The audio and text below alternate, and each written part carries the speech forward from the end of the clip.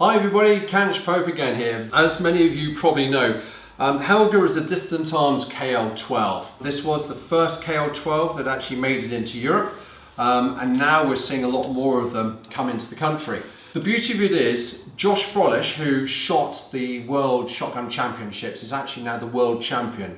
This was the style of gun he was using. Not the fact it was an AK, but it was a Dissident Arms KL12. One thing you buy a KL for is its reliability. The fact that every time you pick it up and you pull the trigger, it goes bang. There's no messing around with it.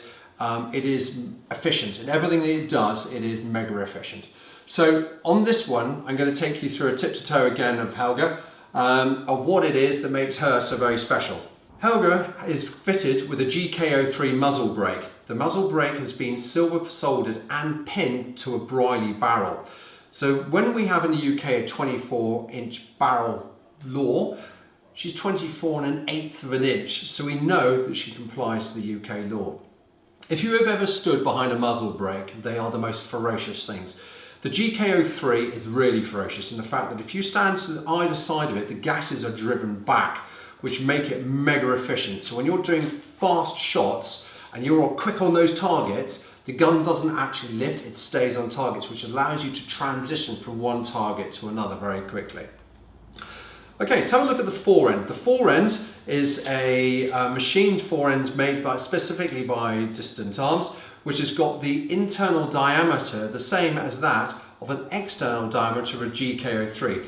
That means when you grab hold of it and you undo it, it slides literally just over the GK03. Normally the GK03 is on a thread and you could take it on or off. Sadly, with us trying to keep the gun really short, this way we've had to keep it silver soldered and pinned, which means we have to have a new Foreend on it.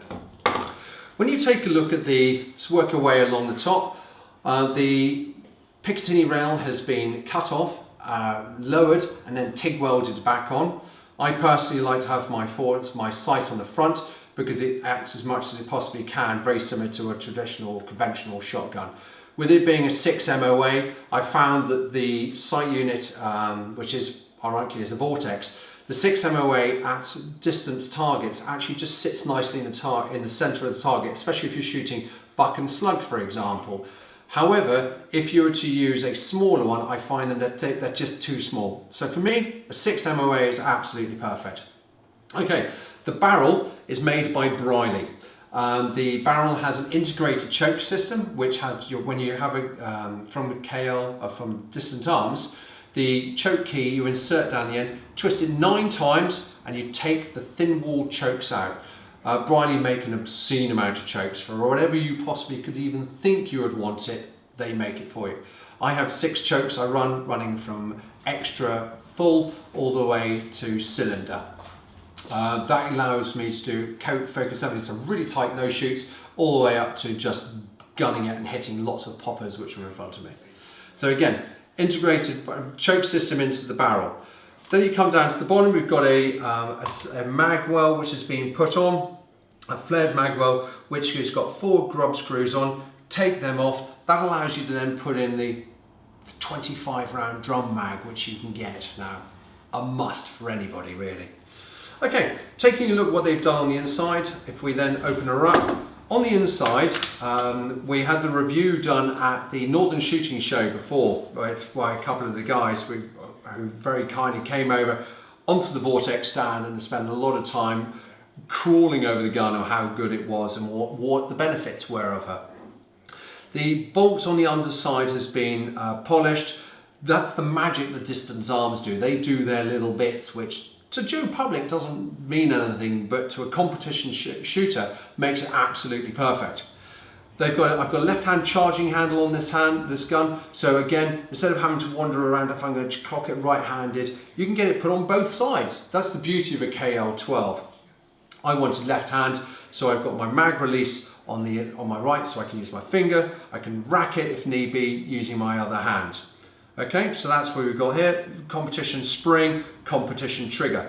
The competition trigger we've got in here is a 2-pound trigger, which makes it unbelievably light. But the benefit of that is that you don't have to have a long pull, long stroke on the trigger. It's not a 2-part trigger, it's a 1-part trigger. I then have, for myself, I have a thumb mag release, which I show here. So when obviously you come to a magazine, you want to stop it, I literally just flick the magazine. Flick it, magazine drops straight out. The safety catch on a KL is a flick of the wrist. That's it. That is how it works. It is as simple as that. There's no point in making it overcomplicated, but a little flick of the wrist, bang, you're off. Okay, my bolt release is back here. Okay, so if I want to release my bolt, so I put a magazine in, as I put the magazine in, I literally roll my finger, bolt goes forward. Okay, I also have the option, if I want to, magazine in, gun comes up, release it by racking the charging handle back. Okay, I've got a custom stock, a custom pistol grip, a custom guns pistol grip, which is actually a palm grip. So when you're holding the gun, it actually balances in your hand. So when you're transitioning and you're moving, you can do everything without any issues. On the back end of the gun, I've changed it from an XLR stock to a straightforward Magpul stock. The benefit of that is that I can then change the stock instantaneously depending on the stage without having to use lots of keys. That's my decision. One of the reasons why that is that because normally you shoot right-handed, and if I then am told I have to take a left-hand shot, I bring my hand back, I push the gun directly across my body, and I'm able to then shoot left weak shoulder. When you shoot competitions, you'll be told several times, depending on the competition, that shots have to be taken from the weak shoulder. Now, thanks to some of my American friends, I used to try changing the gun over, so I'll be trying to do this, and I'll be wandering around like a spare what's-it.